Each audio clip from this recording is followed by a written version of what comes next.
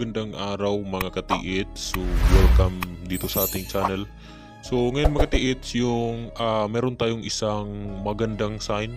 So itong mga sign na ito ay ito yung mga treasure na nakalagay dito sa may malayong distansya sa may gilid ng creek. Okay, so sa may gilid mga katiit, ano? So doon sa may ibabaw. So kung baga yung kanyang sign na nakalagay is mayroong butas na may mataas na linya na ang ibig sabihin sa may creek, tapos yung butas ay nasa gilid. So ibig sabihin distansya dito sa may ibabaw. So dito yung inoperasyonan ng ating isa katiits. So ito yung i-discover natin at titingnan ko at i-explore yung mga sign kung ano bang yung basihan nila dito mga katiits, ano. So dito ay i-observe natin yung paligid kung ano ba yung sign yung ating makikita. So dito mga katiits, yung mga bato dito ay kakaiba. Yan o, mga simento. Ito mga katiits ay wala namang simento dito kasi nandito ito sa bundok. Yung maliit ito na creek mga katiits, yung mahina lang yung tubig. Wala namang simento doon sa may ibabaw. Mga ano lang ito, mga nandito na talaga ito, mga normal lang ito na nakalagay. So ito ay mga gawa, mga ginawa ito ng Hapon noong unang panahon mga katiits. So itong batong ito, meron itong mga sign na nakalagay. So ito mga katiits, ito yung napansin ko dito sa may kanal. Malalim yung kanal, nasa 4 inches yung lalim. And then dito sa gitna, meron siyang kinalawang, parang kalawang mga katiits na nalagay sa gitna. So hindi ko alam kung ano ba itong inilagay nila dito. Kasi solido naman itong bato mga katiits. Pero parang ito nagkaroon ng kalawang sa gitna. So ito mga katiits, ano, ito yung mga karakteristik ng mga bato na may treasure mark na bato mga katiits. Kasi basically based doon sa mga bato na ating nakikita sa iba't ibang site, mga katiits, ano, kapag may mga kanal mga katiits, may mga linya, meron silang inilagay na kung saan magmumukhang kalawang kung lilipas yung panahon. So sa bawat linya niya mga katiits, merong inilagay mga katiits, ano, na isang chemical na titigas siya mga katiits, ano, at kahit lang taon pa yung lilipas ay hindi yan matatanggal. So napakaganda, yan yung mga treasure mark na bato. So sinadya yan mga katiits. Ito mga katiits, meron tayo ditong makikita na malalim na kanal dito sa may gilid. Malalim yan mga katiits. Halos papasok yung ating isang kamay. Tapos dito sa may ibaba, nandito na yung butas or tunnel.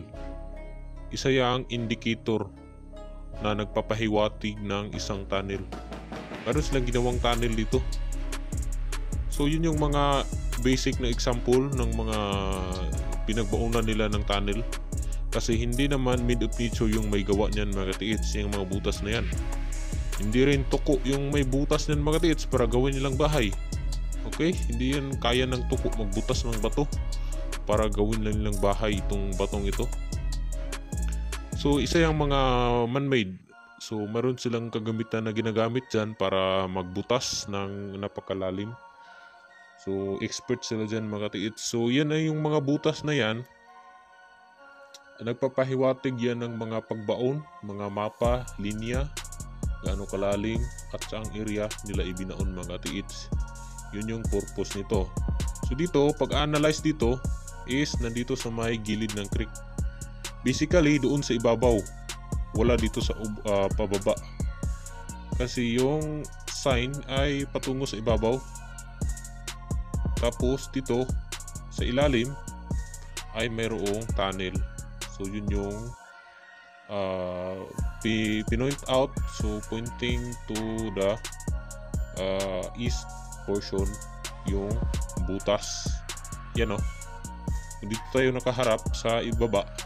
nandoon nagtuturo sa may east portion. So basically, dito sa right side ka maghahanap ng mga sign. Kasi kapag dito ka sa left, patungo ka naman sa ibaba. Okay? So kapag dito ka sa ibaba, ay patungo ka doon sa right side mga katiids.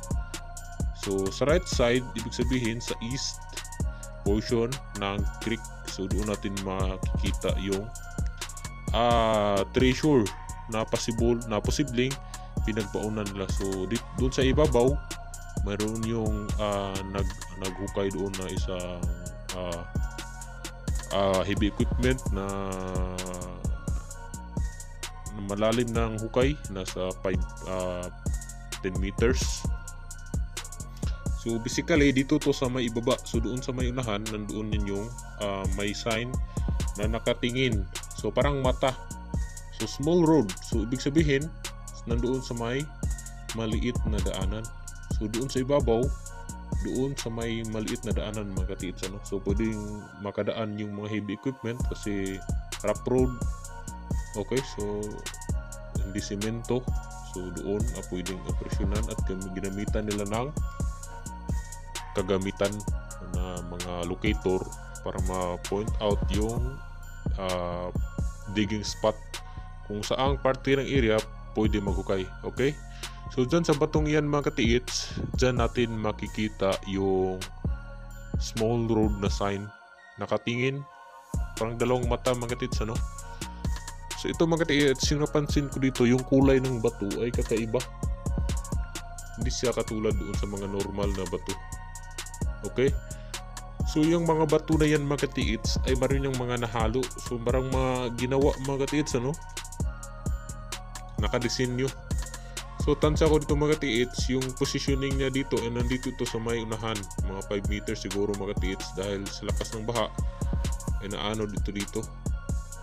So basically yung pagka-positioning niya ay patungo talaga sa east. Kung kahit nakahiga ito, east talaga yung kanyang tinuturo. Yan o, makintab. Meron niya sinadya talaga yan mga katiits na meron siyang sukat at distansya, yung dalawang dot. So mayroong purpose yan para ma-point out kung saang area nakabaon yung treasure. Kasi kapag maglagay sila ng mga sign, mostly mayroon talaga silang inilagay na directional mga katiits, ano? Minsan short distance, kung hindi short distance, arrow pointing to the object. Minsan sa right side or sa left side, nakadepende kung anong yung pointing to object mga katiits, yung bang line, isa lang yung line. So ito, meron ding mga small road kung walang short distance. Itong small road, ito yung pinaka-accurate na sign kung saan pwede maghahanap ng treasure. Kasi yung isang ibig sabihin nito, yung small road is maliit na daanan. Yung mga daan na sobrang luma na mga katiits, yung bang mahirap na daanan ng mga sasakyan kasi luma, lalo na kapag hindi simentado. So yun yung mga magandang area na paghanapan, lalo na kung makakita tayo ng dalawang dot, lalo na kapag makikintab. Tapos yung positioning niya is nasa 5 inches yung distansya, 5 meters. Ibig sabihin 5 meters galing dito sa sign patungo doon sa ibabaw. Okay, so nandoon sa ibabaw yung pinaghukayan. So dito, ito yung ibaba. So basically, pagbaha ay nakita na ito ng klaro yung small road. So dito sa areang ito. So napakaganda ito mga katiits. Isa siyang diagonal circle na yung circle niya is perfect circle, tapos makintab. So it means na dito sa directional portion, dito sa may east portion, yung treasure nakalagay. Okay, so basically napakaganda. So ito mga katiits, yung mga putik na yan, yung mga bato galing yan sa ibabaw. So ito mga katiits, meron tayo dito makikita na pointing direction, yan o. Yung tinuturo niya is yung dalawang sign, yung small road at saka yung indicator ng tunnel. So napakaganda. Dito sa ibabaw, nandito lang ito sa ibabaw mga katiits. So napakaganda. So yun lang mga katiits. So I hope na mayroon kayong nagustuhan nyo itong sign na ibabahagi natin ngayong araw. Yan dyan mga katitos sa ibabaw. So yun, at maraming salamat at don't forget to subscribe para ma-update kayo sa ating panabago. So maraming salamat and see you to our next vlog mga katiits.